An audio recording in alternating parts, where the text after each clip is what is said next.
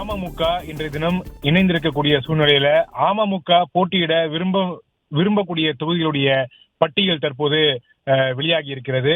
ஒரு 9 தொகுதிகள் வரைக்கும் அமமுகவுக்கு ஒதுக்குவதற்கு என்டிஏ தலைமை முடிவு வந்திருக்கிறதாக தகவல் வெளியாகி இருக்கிறது. என்டிஏ கூட்டணியில இணைந்திருக்கக்கூடிய அமமுகவுக்கு 9 தொகுதிகள் வரை ஒதுக்கப்படுவதற்கான வாய்ப்புகள் இருப்பதாக தகவல் வெளியாகி இருக்கிறது. 9 சட்டமன்ற தொகுதிகள் மற்றும் ஒரு ராஜ்யசபா எம்பி வழங்குவது என்று முடிவெடுத்திருப்பதாகவும் ஒரு தகவல் வெளியாகி இருக்கிறது.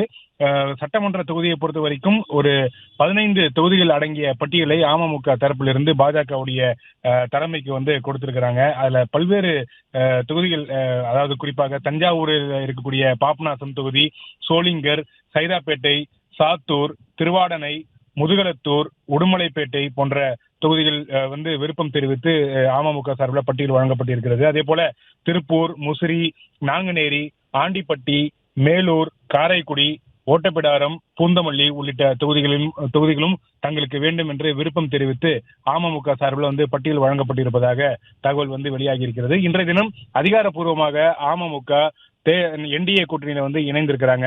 அதுல அமமுகவுக்கு எத்தனை தொகுதிகள், எந்தெந்த தொகுதிகள் என்பது குறித்தெல்லாம் இன்றைய தினம் ஆலோசிக்கப்பட்டதாக தெரிகிறது. இந்த சூழ்நிலையில அமமுக விரும்பக்கூடிய இந்த தொகுதிகளுடைய விவரம் தற்போது வெளியாகி இருக்கிறது. பாபநாசம், சோளிங்கர், சைதாப்பேட்டை, சாத்தூர், திருவாடனை, முதுகலத்தூர், உடுமலைப்பேட்டை, திருப்பூர், முசிறி, நாங்குநேரி, ஆண்டிப்பட்டி, மேலூர், காரைக்குடி, ஓட்டப்பிடாரம், பூந்தமல்லி இந்த மாதிரியான தொகுதிகள் எல்லாம் அமமுகவுக்கு வேண்டும் என்று தங்களுக்கு விருப்பம் தெரிவித்து அந்த பட்டியலை கொடுத்திருக்கிறாங்க. தொடர்ச்சியாக டிடிவி தினகரன் சொல்லி வருகிறார், நெருக்கடியான காலகட்டத்தில் தன்னோடு பயணித்து வருபவர்களுக்கு அவர்களை அவர்களுக்கு ஏதாவது ஒரு வகையில அவர்களை செட்டில் செய்ய வேண்டும், அவர்கள் மீண்டும் சட்டமன்ற உறுப்பினர் ஆக்க வேண்டும் என்பதுதான் என்னுடைய இலக்கு. அதை நோக்கிதான் என்னுடைய பயணம் இருக்கும் என்று டிடிவி தினகரன் அவ்வப்போது சொல்லி வருவார். அந்த அடிப்படையில் 2016 சட்டப்பேரவை தேர்தலில் வென்ற எம்எல்ஏக்கள் ஒரு 18 பேர் டிடிவி தினகரனுக்கு ஆதரவாக செயல்பட்டதாக கூறி தகுதி நீக்கம் செய்யப்பட்டாங்க. அந்த 18 பேர்ல சில பேர் மீண்டும் அதிமுகவில் தங்களை இணைத்துக் கொண்டார்கள். சில பேர் மாற்றுக் கட்சிக்கு சென்று விட்டார்கள். செந்தில் பாலாஜி மற்றும் தங்க தமிழ்ச்செல்வன் போன்றோர் மாற்றுக் கட்சிக்கு சென்று விட்டார்கள். மீதம் ஒரு சில பேர் இன்றளவும் டிடிவி தினகரனுடன் இணைந்து பணியாற்றி வருகிறார்கள். முன்னாள் அமைச்சர் செந்தமிழனாகட்டும், தற்போது தஞ்சாவூரினுடைய முன்னாள் சட்டமன்ற உறுப்பினர் ரங்கசாமி, சோளிங்கர் முன்னாள் சட்டமன்ற உறுப்பினர் பார்த்திபன் போன்றோர் இன்னும் டிடிவி தினகரன் இணைந்து பணியாற்றிட்டு வராங்க. அவர்களுக்கெல்லாம் ஏதாவது ஒரு வகையில அவர்களுக்கு ஒரு நல்லது செய்ய வேண்டும் என்பதுதான் தன்னுடைய இலக்கு என்று பல முறை டிடிவி தினகரன் செய்தியாளர் சந்திப்பின் போது தெரிவித்திருந்தது குறிப்பிடத்தக்கது.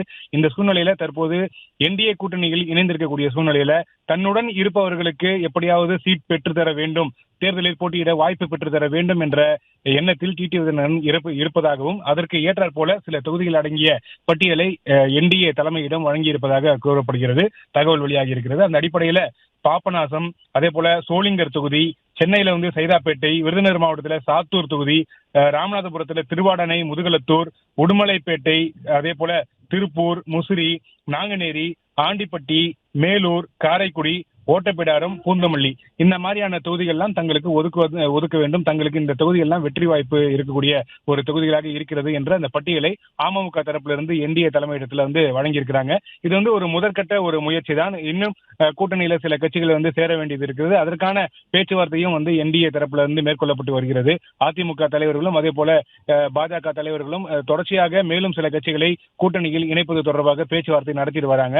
இந்த எல்லாம் கூட்டணி எல்லாம் ஒரு அமைந்த பிறகு கூட்டணியில எல்லா கட்சிகளையும் அகாமடேட் ஆனதுக்கு பிறகுதான் எந்தெந்த கட்சிக்கு எத்தனை சீட்டு அதற்கான நெகோசியேஷன் எல்லாம் ஆரம்பிக்கும். தற்போதைக்கு முதற்கட்டமாக அமமுக சார்பில் இந்த தொகுதிகள் பட்டியலை வழங்கி இருக்கிறாங்க.